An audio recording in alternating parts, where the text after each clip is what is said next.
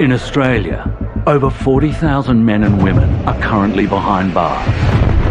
They've shattered countless lives, destroyed families. Some have been responsible for unspeakable violence. There are just some people that are just evil of heart. She's just scary. She's just real scary. Some people are born with just that evil gene. If you think you've seen and heard it all, you haven't. The truth of life behind bars in some of Australia's highest security prisons, told by the people who know. It's dangerous on a daily basis. It's life-threatening. Stabbings, hangings, people getting their heads stomped on. If I was dangerous when I went in, I was more dangerous when I came out.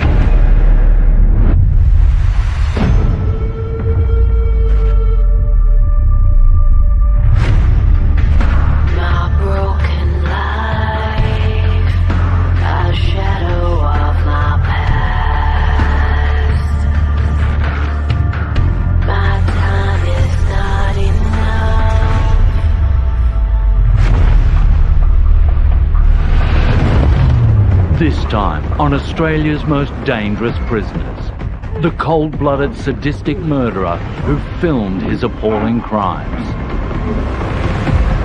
And the inmate described as Australia's most dangerous woman. She's kicked a pregnant nurse in the stomach and set herself alight. Imagine lighting yourself on fire. It's crazy. Also, what happened to a 17-year-old boy on his first night with two of the prison's most dangerous inmates is the stuff nightmares are made of. As the door slammed, the officer said, "Have fun with him tonight, boys," and giggled their heads off and thought that was kind of funny.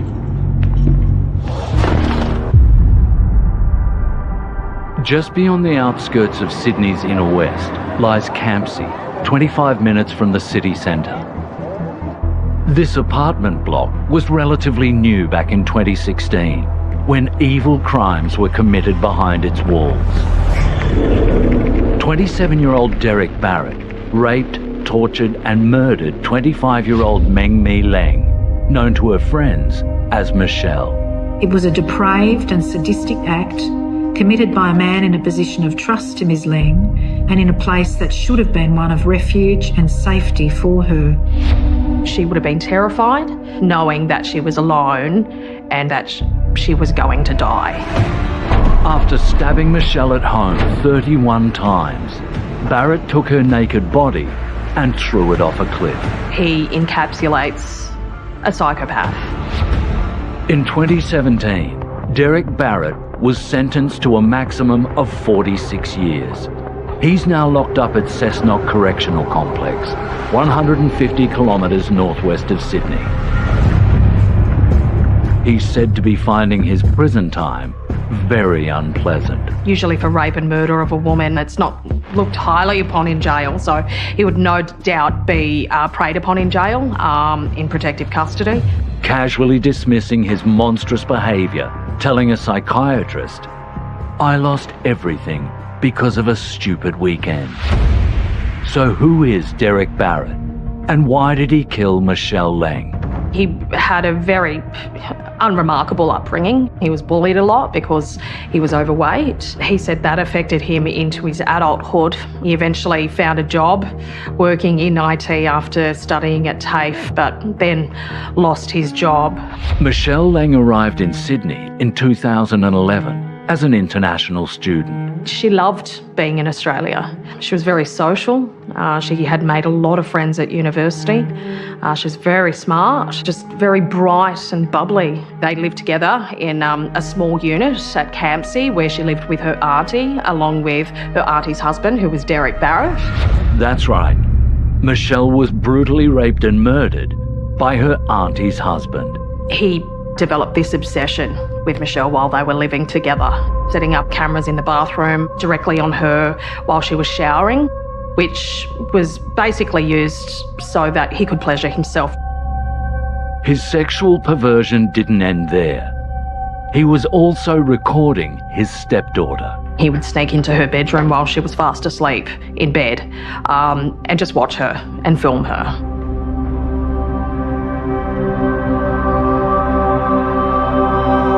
In April 2016, Barrett's wife went away for work leaving her husband at home with her daughter and niece. Early the next morning, Barrett seized the opportunity to fulfill his sadistic homicidal fantasies. He walked into her bedroom with a large hunting knife and Michelle was on her bed. He was advancing towards her. She was rejecting him, telling him, what are you doing? Get out of my room. He's overpowered her and tied up her hands and her wrists and put gaffer tape over her mouth, set up cameras around the room and proceeded to rape her, took very close pictures of her genitalia as well. Of the 13 photos he took, one showed Michelle's terrified face. He raped her before stabbing her over 30 times.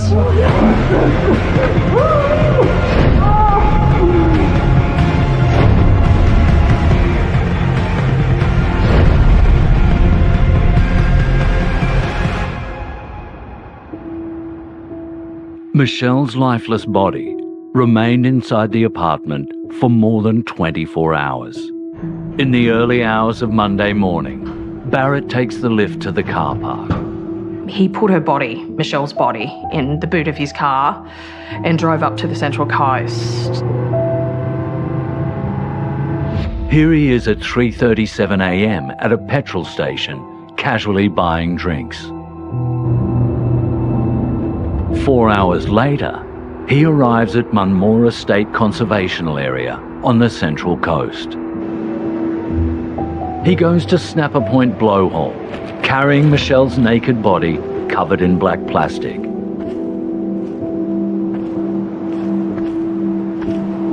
He throws her off the cliff, landing in the water more than 20 meters below.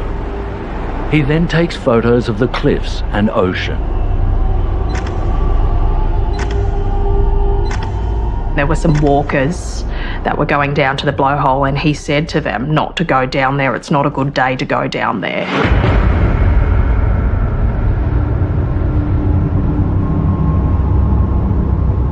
An hour later, Michelle's body is spotted in the water and police are called.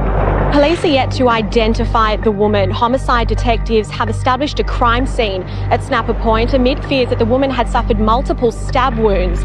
The woman I would describe as an Asian female, aged between 20 and mid-30s.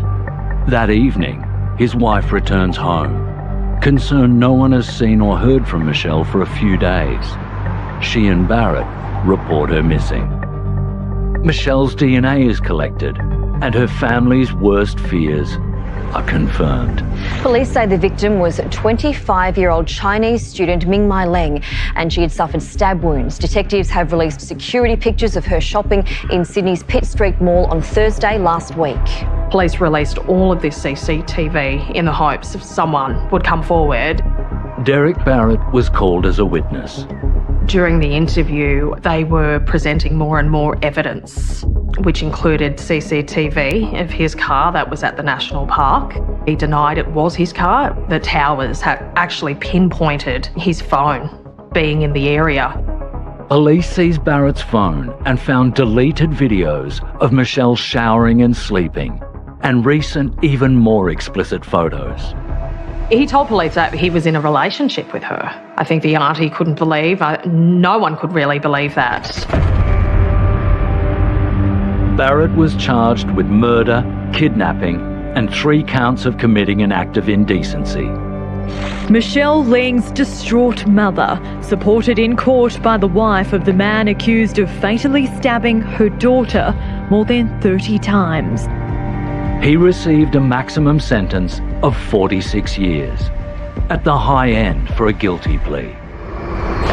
But it's what happens next that shocks and baffles everyone.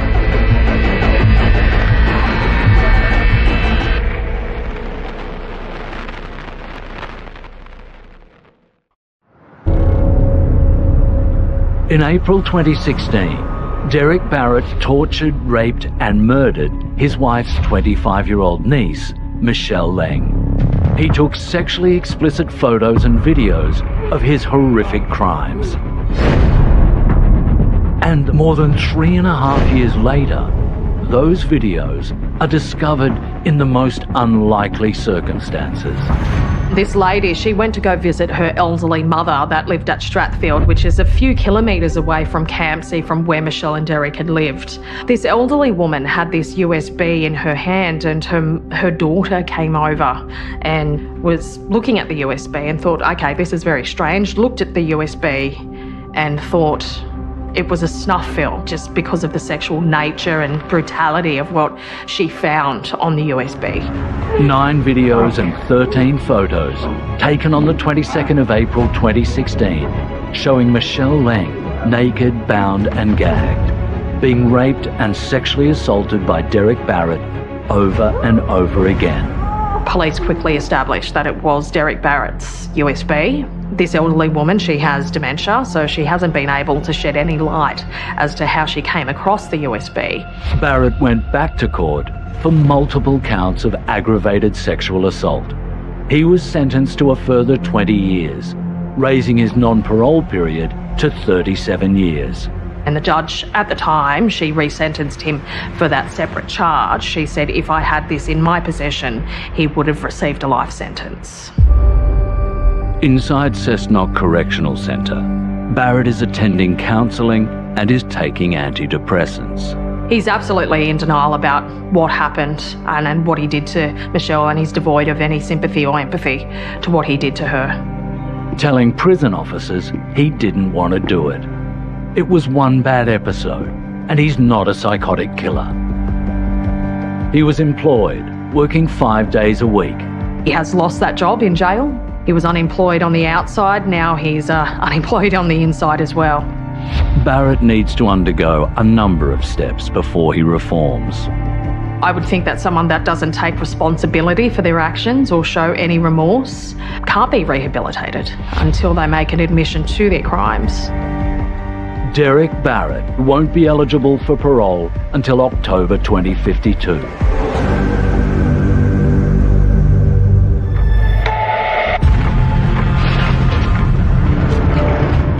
With more than 40% of Australia's inmates returning to prison within 2 years of release, it's unusual for criminals to spend all their time in one correctional centre. But the code is similar throughout. You stick with your own kind. When Graham Alford did his time, he mixed with other bank robbers.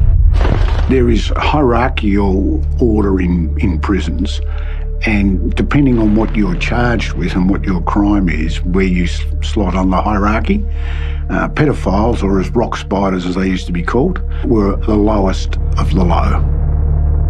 There's like a class in the mindset. There's certain family values that supersede crimes, you know?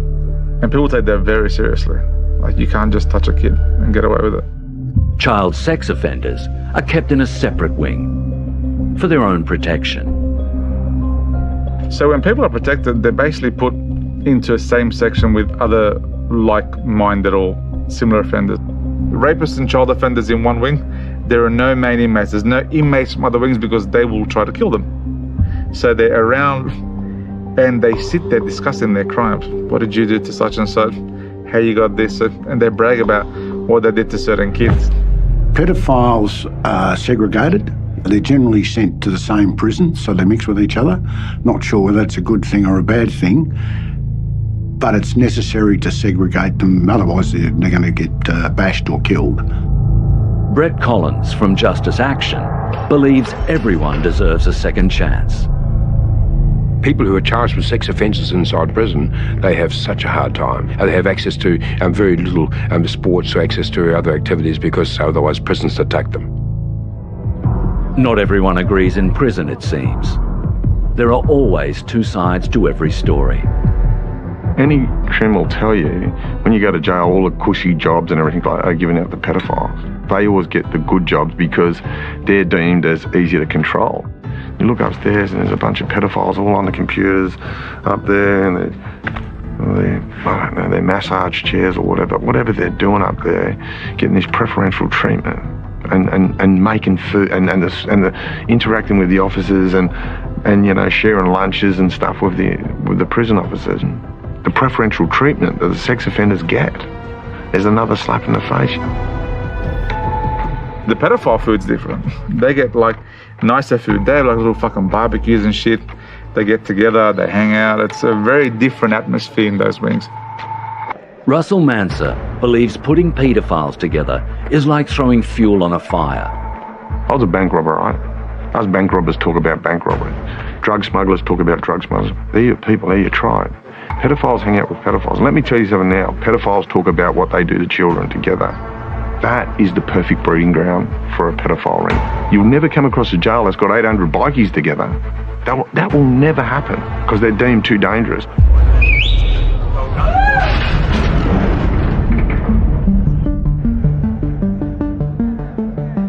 Men's and women's prisons across the country house inmates who are considered a danger on the outside. And then there's the few who are just as dangerous inside. This is Rebecca Butterfield. Her sentence began in minimum security at the Emu Plains Correctional Facility in Western Sydney. But her stay was extended and she was upgraded to maximum security after committing a deadly crime behind bars. No one would have guessed she would have gone from bad to worse to become one of Australia's most dangerous and feared prisoners. I lived in House 5 with Rebecca Butterfield. Emu Plains Correctional Facility is for women and their children. Each house sleeps 10 to 12 women who do their own cooking and cleaning. The Rebecca Butterfield I met and got to know was quite nondescriptive. She was quiet, maybe mid-20s. She was a bit overweight, which is quite a common side effect from taking a lot of medication when you're in prison. The women work. Many held jobs at the prison's dairy farm until it was closed in 2016. It used to supply milk to prisoners throughout New South Wales. I think the community thinks when we receive inmates, we lock them away into a cell and that's the only dealings that we have with them. On a daily basis, we are constantly interacting with inmates regularly, whether that be inmates in the general public of a centre or behavioural inmates, mental health inmates. Psychiatrist Dr. Richard First assessed Butterfield back in 2000 after a particularly violent assault. Her initial serious offending was an offence against a taxi driver in Orange in 1997, I believe stabbing him in the arm when he asked her to pay the fare. And then in 2000, there was a malicious wounding with intent GBH for a neighbour who tried to intervene when she was self-harming. And during that time, there was no indication to me that there was a major psychotic illness such as schizophrenia or bipolar disorder. The main issues seemed to be more impulsivity and aggressive tendencies and self-harming tendencies. No one had an inkling of what was to come. But her fellow inmate, Kat Armstrong, could sense all was not well with Rebecca Butterfield. She'd had a very troubled childhood. She was sexually assaulted as a child. In conversations that I shared with her about our similar backgrounds, I could tell that she was a very, very traumatised young woman, that jail was only exacerbating her trauma. On the 7th of May 2003, Rebecca had been to the nurse asking for further medication. She was refused. She returned to her unit, which had its own kitchen and carving knives.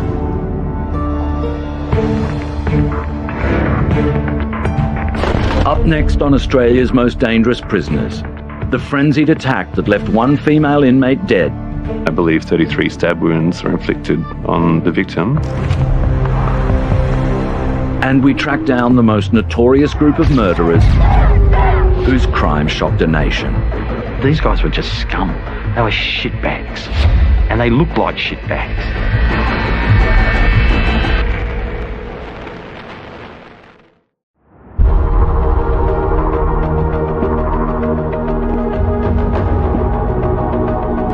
It's It's May 2003, and inmate Rebecca Butterfield is not in a good frame of mind.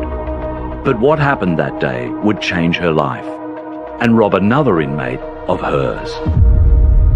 He was crocheting in the unit, and when the other resident came back, she basically locked the door, obtained a knife, and stabbed her to death.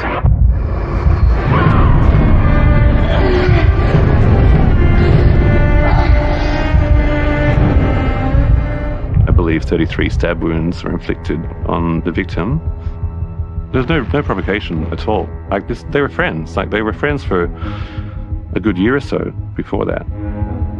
When asked why she did it, she said, "I told you I needed my medication." The 2003 murder got her a 12-year manslaughter sentence in maximum security at Silverwater Women's Correctional Centre. The experts who gave evidence in her case in 2004 were unanimous in saying that she had a personality disorder with borderline antisocial features. I don't believe Rebecca Butterfield could rehabilitate in prison because using medication and lots of medication to bomb somebody out, it's a numbing effect. Prisoners are 9 times more likely to be taking antipsychotics than the rest of us, twice as likely to be taking antidepressants, and 4 times as likely to be taking medicines to treat addictive disorders.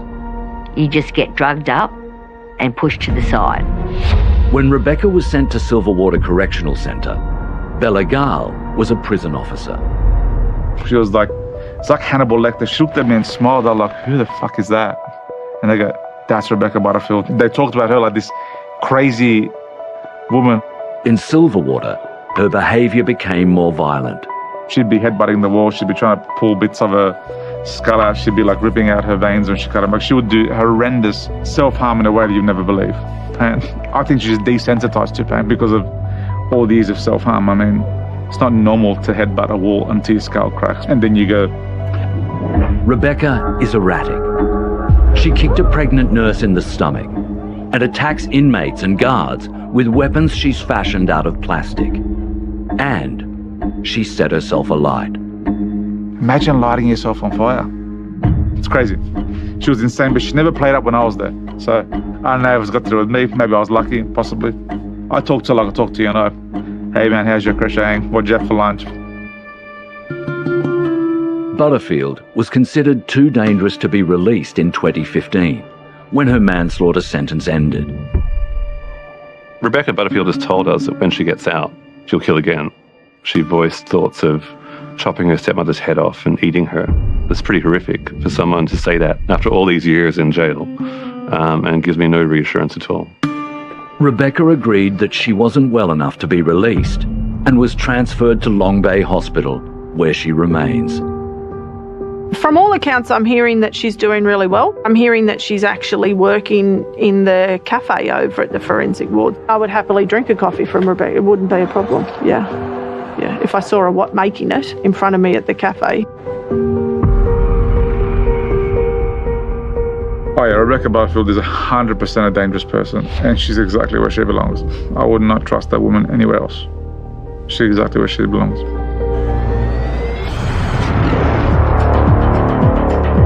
Life inside prison will always be a dangerous place. And it's not just the constant threat of physical violence. For inmate Russell Manson, his prison experience turned him from a petty criminal to a life of crime and drug abuse. Prison is overwhelmingly filled with young men. In Australia, 93% of the prison population are male, and more than half of them are under 35. Russell Manser was just 17 when he was sent to an adult jail for the first time. I went before a magistrate at Bajura Children's Court because I stole a Porsche, and the judge sentenced me to 12 months and stipulated he'd be sent in an adult jail to deter me from future reoffending. The story of what happened to him on his first night is the stuff of nightmares. We were strip searched by 3 men, all sorts of sexual innuendo and comments and that by the officers. And then they've turned up with a mattress, threw the mattress on the floor, and there was a set of bunk beds in there. One bloke was on the bottom bunk, one bloke was on the top bunk. And as the door slammed, the officer said to the two guys in the cell, "Have fun with him tonight, boys," and laughed and giggled their heads off and thought that was kind of funny. So anyway, sort of throw some sheets on the bed, and I'm sitting there and I could see the bloke on the bottom bunk, and he lifted up a sheet and he revealed he had an erection, and he said, "Come and do something with this." And then the one on the top bunk said to me, "There's the easy way and the hard way, mate," you know. And both of them sexually assaulted me on the first night in prison, both orally and anally, and I just slept all night, you know, just in tears and obviously in pain, and it was a commonplace there. Russell Manser told an officer of his rape experience, and his life in prison became worse. He was offered a hit of heroin and took it to help numb the pain. I was a kid that was severely traumatised. And I don't care. He said, "This will make you feel better," and he give me a shot of heroin. Anyway, as I was vomiting, because one of the effects of heroin is you're going to vomit. I was on my hands and knees vomiting in the toilet. That's when he raped me, when I was vomiting.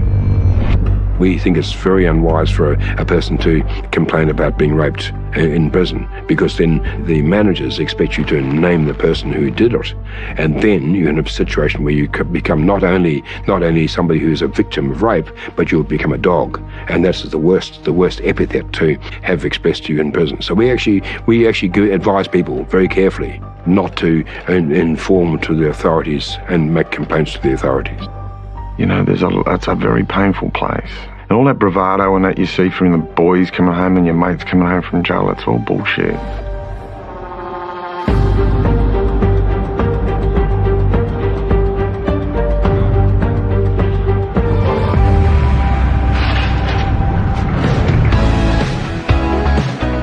February the 2nd, 1986. A beautiful summer's day in Sydney, forever marred by one of the darkest, most savage crimes Australia has ever seen. Anita Cobby grew up in Blacktown, in Sydney's western suburbs.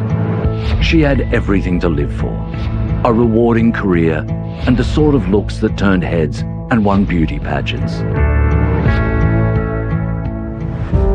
Anita was brutally raped and murdered, and her body was mutilated in a crime that shocked and horrified a nation. These 5 barbaric killers were found guilty of abduction, sexual assault, robbery, and murder. They're among the lowest of the low inside. The ringleader, John Raymond Travers, is infamous inside and outside prison. Here he is in 1985, the year before the murder, appearing in a Catholic education video, proudly shrugging off his criminal behaviour. Just taking off the richer for the poor, like Robin Hood. I don't give it out because I don't get enough. He became addicted to drugs and alcohol at a young age, and his mum was compelled to put him into state care because he was too wild to manage. John Travers is one of the most evil people that was born evil. I don't think there's any redemption, any remorse. He's considered so bad, he's on non-association orders from the rest of the killers. He's locked up in Western New South Wales in the maximum security Wellington Correctional Centre and will never be released. He's in segregation because I think nearly every person in the world would like to kill him. He's actually shackled quite a lot of the time. They're worried that he'll try and make a break for it because he's got nothing to lose. I know he writes letters to judges and Supreme Court judges saying, I've done my time, get me out of here. They'll probably be just being put in the bin, you know, because he's got no legal recourse. The other 4 murderers, brothers Les, Michael and Gary Murphy, and Michael Murdoch, were sent to the maximum security section of the Goulburn Correctional Complex, about 2 hours' drive from Sydney. And just like John Travers, they too will never be released. The details of their crime were so horrendous, it left a lasting emotional impact on everyone trying to bring them to justice. One guy admitted that he couldn't have sex with his wife for after 2 years after, because she was naked, and it just, that imagery. But there's still someone who believes one of the Murphys is innocent. I mean, I fought hard because, I believed in his innocence, and I still do to this day.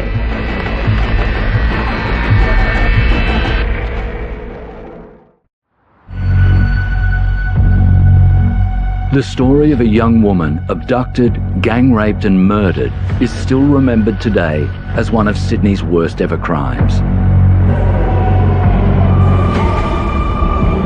On the 2nd of February 1986, 26-year-old Anita Cobby was a nurse working at a Sydney hospital.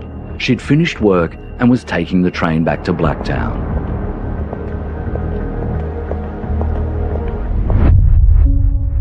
At the same time, John Travers and his mates were cruising the streets of Blacktown in a stolen car, getting drunk, taking drugs, and looking for trouble when they spotted Anita Cobby.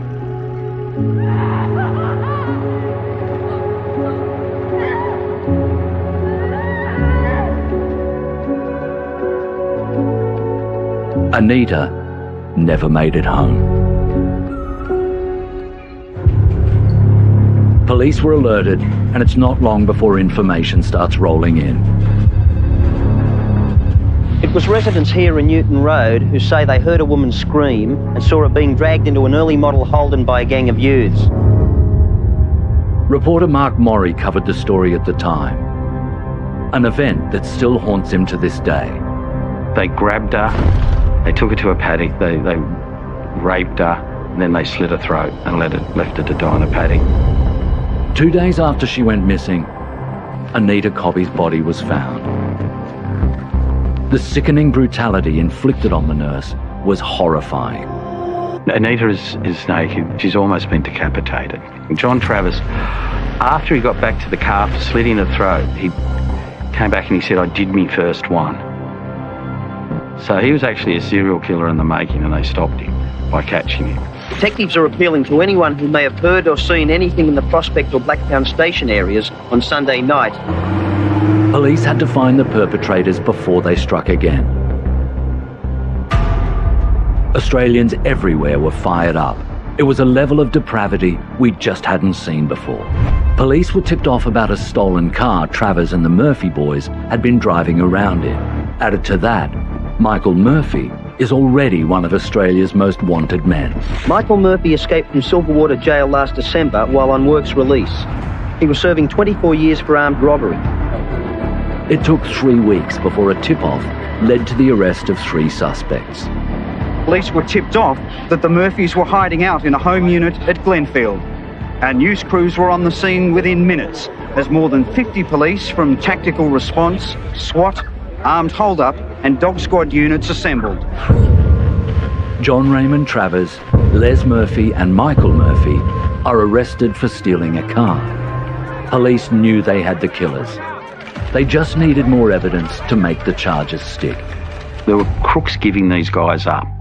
So there's some secret witnesses that still haven't been revealed to this day. That's how they got caught. They took them back to Blacktown Police Station. Word quickly spread. The suspects were in custody. I think there was a mob outside of there, 500-600 strong. It was like wildfire. They were rocking the police car. The crowd were ready to tear them limb from limb. People holding placards let their feelings be known and called for the reintroduction of the death penalty. Travers and his fellow thugs had been in and out of jail since they were kids. These guys were just scum. They were shitbags. And they looked like shitbags. Travers was known to be cruel to animals from a young age, having sex with them before slitting their throats.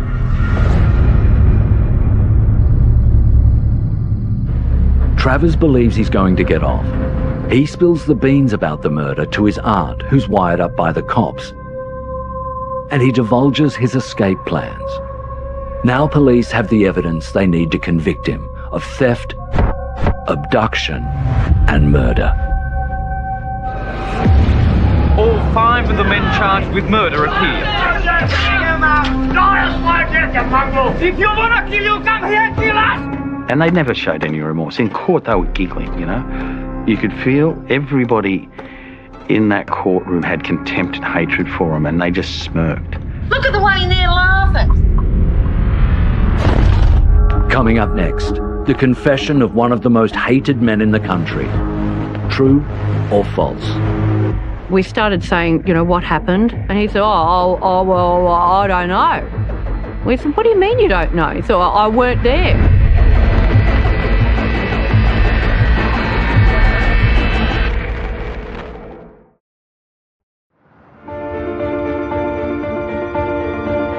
It was the murder trial of the decade, and in the thick of it was a young lawyer who needed protection just to talk with her client, Gary Murphy.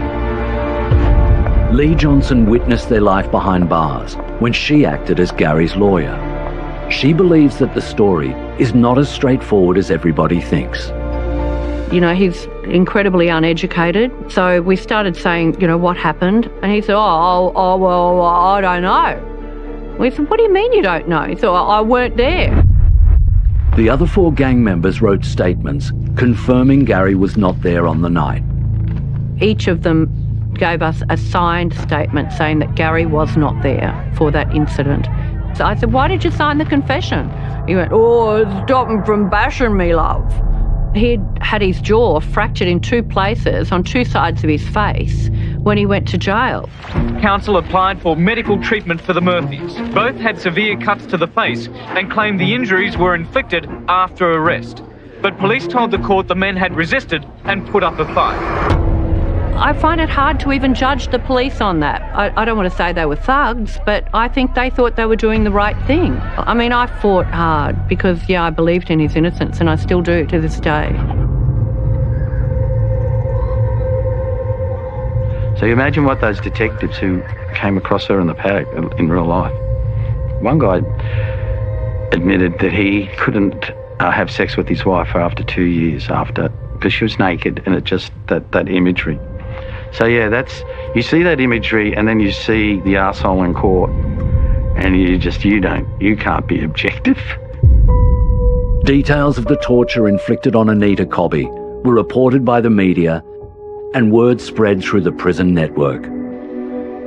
Inmates cornered Michael Murphy and gave him some of his own medicine. When he got into prison soon after, the guys got him, they had a piece of clear plastic tubing, and they put barbed wire in it. I'll leave what happened next to your imagination.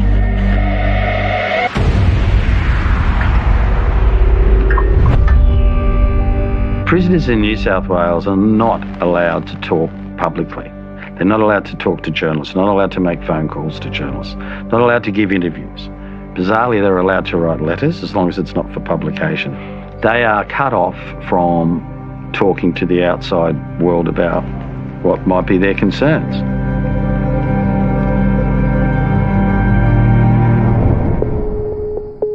After 10 years behind bars, Travers tried to escape. Notorious criminal John Travers under heavy guard this afternoon after allegedly trying to break out of a prison van on the freeway north of Mittagong. They were hated, those Murphy brothers, particularly, and Travers. And in prison, being hated could cost you your life. In July 2019, Gary Murphy found out just how much he's still despised. A month ago, he was beaten within an inch of his life. It's believed he was attacked by up to 8 inmates, who he refuses to name due to fears of retribution. For the first time in over 30 years, the public received a rare glimpse of Gary Murphy, and it may be the last, because he's in jail until he dies. You know, you hope that they're copying hell in prison even now. Anita's former husband, John Cobby, has been watching from the sidelines since February the 2nd, 1986, waiting for vengeance. I'm so surprised that the hard, heavy boys haven't killed them all. In February 2019, Michael Murphy died of cancer in Long Bay Hospital. He was 66. Well, that's one down, 4 to go.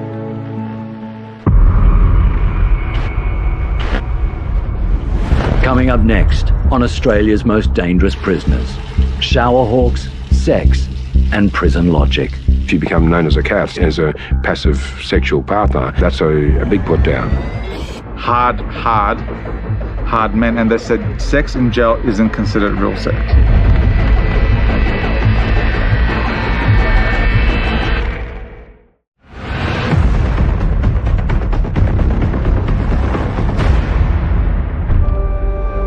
For the 40,000 men and women currently behind bars in Australia, the natural sex urge doesn't diminish.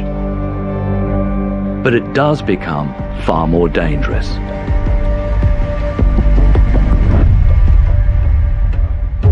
The number of people locked up for sexual offences in Australia has almost doubled in the last 10 years. We hear stories about sex being rampant in prisons, and according to those in the know, it's true. Most times people who are in jail are about 30, 31 years old. So, you're talking about active males jostling together who don't have much space and have very little privacy. Justice Action advocate Brett Collins was a 23-year-old married man with a 3-month-old son when he was locked up for armed robbery. He learned the hard way how to navigate the unwritten rules of sex behind bars. But you've got people who are normally sexually active who are then in a single-sex society. Now, that causes tensions, immense tensions. So it gets worked through in different ways, but it's all hidden. So it's not openly done. There's some people who do identify themselves as being sexually available, but gee, they get such a hard life. They are seen as being of not of high standing. So issues of standing in prison are really important. If you're not of high standing, you're called a cat. If you become known as a cat, somebody as a passive sexual partner, that's a big put down. And so I'm seen as being somebody who can be abused by others. You have to be careful of your credit, of your reputation, about how you deal with others. Other prisoners are watching all the time because for a whole range of reasons, sometimes you have to be really wary to make sure you haven't disturbed someone. There are places in prison to avoid and to tread carefully. You'll need to watch out for shower hawks. They're ready, always ready, to swoop. In the toilets, there are opportunities there where people are in the showers. There are always areas where there isn't surveillance, so there's no closed-circuit television. So, these opportunities are there, and some prisoners know where those spaces are, and they avoid them. If they feel vulnerable, they avoid them. You can't really defend yourself against a determined to attack you. That's a fact. You cannot. Former prison officer Bella Gall has seen it all. As far as sex in jail is concerned, a few of the boys said to me that they do it, and these were fully straight, hard men, and they said sex in jail isn't considered real sex. We're just using each other to get each other off. And I'm like, he goes, okay, so what do you do after? He goes, he goes, when you leave jail, it's behind you. I said, brother, it's not fucking behind you. The only thing behind you is a dude. I said, you're not leaving it behind you. Think about that shit. At least I would. There are 116 prisons across Australia, home to everyone from petty criminals to the worst of the worst. Thankfully, Anita Cobby's killers, John Travers, Gary and Les Murphy, and Michael Murdoch, will never walk the streets again. John Travers is one of the most evil people. How he got these other guys to follow, he's not a charismatic person.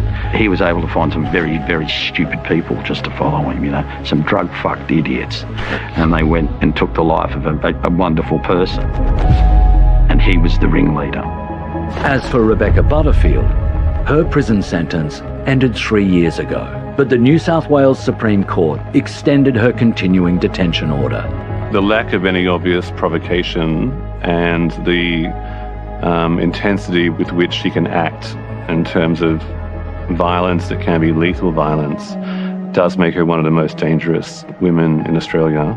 And the lack of any clear understanding of why that's happened on a number of occasions, despite a lot of therapy, is equally worrying. Derek Barrett is without a doubt one of the most sadistic murderers this country has ever seen. A man who took pleasure from restraining and degrading his innocent victim. These are the faces of some of Australia's most dangerous prisoners. Thankfully, they're all behind bars. Justice